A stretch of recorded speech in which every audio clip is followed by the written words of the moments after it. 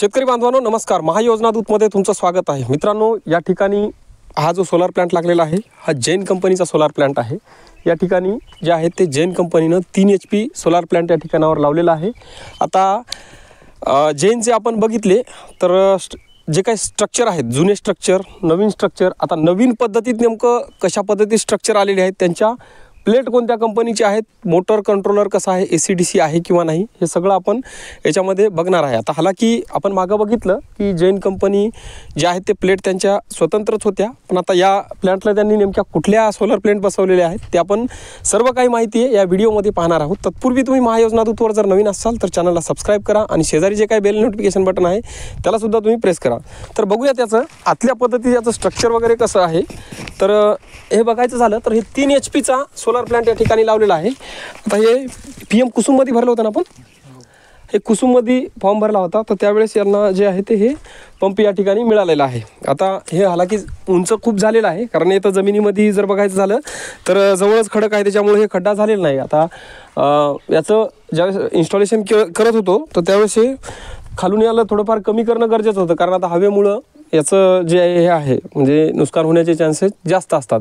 आता ही जे जैन कंपनी आहे त्याचा कंट्रोलर जर बघायचं झालं तर इथं यांनी जैन कंपनीचा कंट्रोलर दिलेला आहे. जसं पूर्वी कंट्रोलर आहेत तशाच पद्धती यांनी कंट्रोलर दिलेला आहे, परंतु पूर्वीचे जे काही जुने सोलार आहेत, सोलार पंप आहेत, त्याच्या स्ट्रक्चरमध्ये आणि या स्ट्रक्चरमध्ये वेगळा फरक आहे. आणि ह्या प्लेट जे आहेत ते आता जैन कंपनीच्या त्या ठिकाणावर प्लेट त्यांनी दिलेल्या नाहीत. या ठिकाणी ज्या प्लेट आहेत नेविटास ग्रीन सोल्युशन या प्रायव्हेट लिमिटेड या कंपनीच्या त्यांनी सोलार पॅनल जे आहेत ते या ठिकाणी त्यांनी वापरलेले आहेत. आणि सोलार पॅनलची जे काही पॉवर जनरेशन क्षमता आहे ती एका पॅनलची क्षमता ही 500 वॅट आहे. आता बऱ्याचशा कंपन्याची पॉवर जनरेशन क्षमता 535, 550 वॅटपर्यंत त्यांनी पॉवर जनरेशन क्षमता दिली आहेत. आता हा प्लॅन्ट जो आहे तो पूर्णपणे 3000 वॅटचा प्लॅन्ट आहे. आणि अदर कंपन्याचं आपण बघत होतो. आता आपल्याला कुठल्याही कंपनीसोबत त्याला कम्पेअर करायचं नाही की याच कंपनी चांगली आहे तीच वाईट आहे. आता याच्यामध्ये जे पहिलं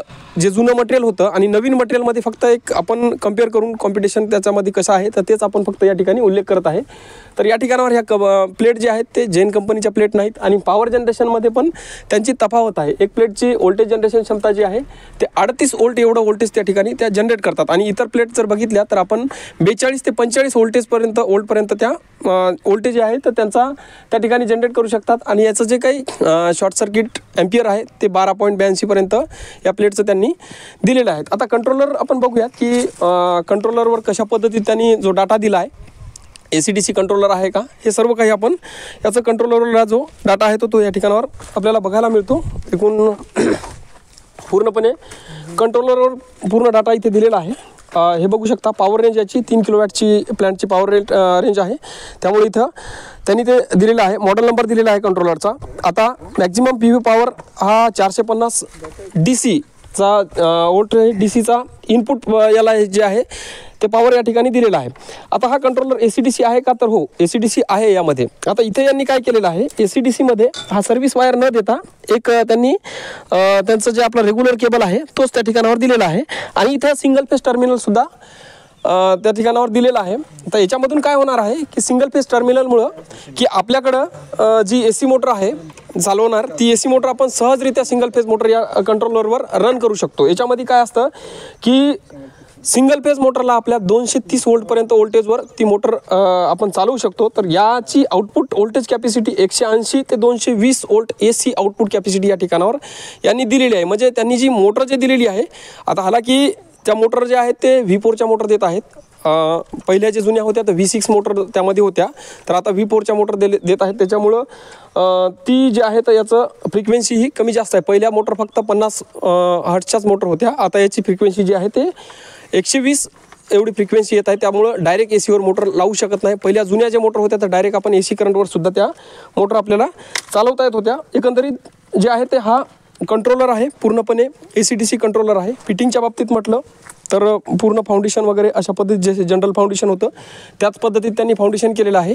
कुठल्याही प्रकारची काटकसर न करता त्यांनी पर्लिंग वगैरे जे आहे ते आउटसाईडला थोडंसं गॅप सोडून, आता भरपूर कंपन्याचं आपण बघतो की पर्लिंग वगैरे शॉर्ट देणं, त्यानंतर कमी मटेरियल वापरणं, अशा पद्धतीत त्याने प्रकार त्या ठिकाणी केलेले असतात. परंतु ह्या कंपन्या कुठल्याही प्रकारचं अशा पद्धतीत मटेरियल शॉर्ट वापरणं वगैरे हे प्रकार त्या ठिकाणी आपल्याला करताना दिसत नाही. इथे वीजरोधक वगैरे त्यांनी लावलेलं आहे.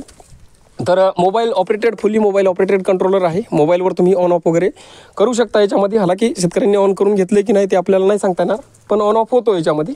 तर आता याचं पाणी पण आपण बघूयात. हा मला वाटतं किती बोरमध्ये टाकणे, किती फुटापर्यंत चालतो? 300.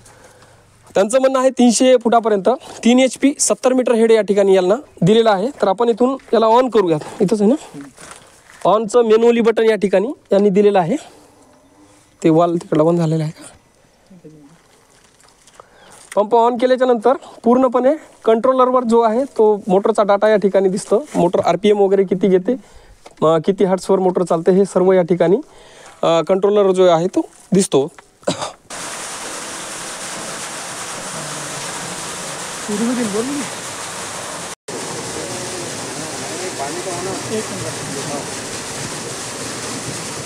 आता हे झालं चालू. आता हे मोटर आपण ऑन केले. आता इथं बघू शकता हे पाणी अशा पद्धतीत हे पाणी मारतात. आता बघा पाणी कमी आहे, परंतु याच्यामध्ये काय आहे की हा एक 100 मीटरचा हेड आहे, त्यामुळे हे पाणी कमी मारतं. दाबावर शेतकऱ्यांचं म्हणणं आहे की यापेक्षाही जास्त हा पाणी मारतो. कारण आता हेड जर जास्त असेल तर नक्कीच पाणी हे मोटर कमी मारणार आहे. आपण 30 मीटर हेडचा जर बघितला 3 HPचा तर भरपूर पाणी मारताना आपल्याला बघतो. मागं आपण व्हिडिओमध्ये म्हटलं की हे 70 मीटर हेडचा पंप आहे, परंतु हा जो पंप आहे बघितल्याच्या नंतर असं समजलं की हे 70 मीटर हेडचा नसून हे 100 मीटर हेडचा पंप आहे. आणि यांनी आता किती छड्यावर पाणी आहे? तुमचं पाईपलाईनवर सुद्धा पाणी आहे, जवळपास 100 छड्यावर पाणी आहे. आणि याच्यापेक्षा पाणी दुप्पट मारते, किती मारते? याच्यापेक्षा त्यांचं म्हणणं आहे की याच्यापेक्षा दुप्पट पाणी मारते 100 छड्यावर. तर हे बघा हे जैनचं हे पूर्णपणे अशा पद्धतीत एक स्ट्रक्चर आहे. नवीनमध्ये आपण बऱ्याच वेळा म्हटलं की जैन आणि ह्या कंपन्या कधी येणार आहेत, परंतु आता जैनचं जर बघायचं झालं तर कंट्रोलर वगैरे हे सगळ्याच गोष्टी जैनच्या आहेत. त्याच्यानंतर पॅनल वगैरे हे सगळं त्यांनी चेंज करून टाकलेलं आहे. वेगवेगळ्या कंपन्याचे पॅनल आणि वेगवेगळ्या कंपन्याचं सगळं मटेरियल येत आहे. त्याच्यामुळं कंपन्या निवडताना आता जैन कंपनीच्या मध्ये ॲड लवकरच होणार आहे. कंपनी निवडताना तुम्ही ह्या गोष्टी सगळ्या लक्षात घ्या की जैनचे पॅनल वगैरे यांनी आता या ठिकाणी बसवलेले नाही आहेत. परंतु आपण आता हे पंप किती 2 दिवस झाले ना बसला म्हटले, 2-3 दिवस. हां, म्हणजे अशातच 2-4 दिवसापूर्वीच हे पंप बसलेला आहे. आता येणाऱ्या काळामध्ये कुठल्या कंपनीचे पॅनल देणार आहेत किंवा याहीपेक्षा वेगळ्या कंपनीचे पॅनल देणार असेल तर आपण वेळोवेळी त्या गोष्टीचं अपडेट देणार आहेत. आणि सध्या तर जैन कंपनीनं हे ऑदर पॅनल वापरत आहे. मोटर कंट्रोलर त्यांचाच आहे. आता हे पाणी जे आहे ते 100 मीटर हेड असल्या कारणानं हे पाणी कमी मारतं.